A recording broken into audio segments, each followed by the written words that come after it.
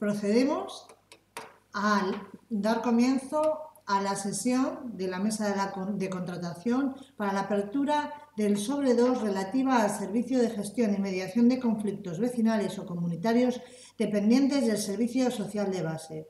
Número de expediente SSB 2019 Vitarte.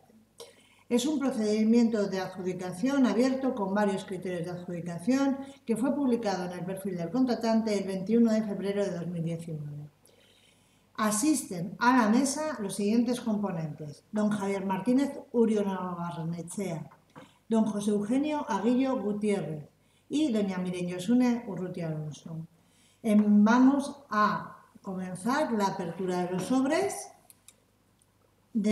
Comentar que la documentación que ha presentado la licitadora Fundación Guisagune en el sobre 1 se considera correcta por la mesa de contratación y, en consecuencia, se va a proceder a la apertura del sobre 2.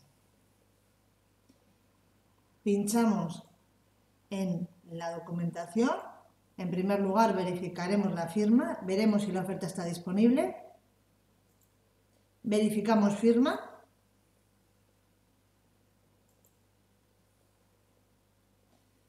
Firma verificada.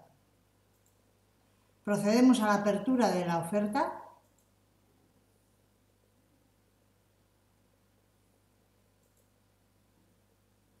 Documentación y archivo que se pueda abrir y es válido para que la mesa y el técnico proceda a su valoración.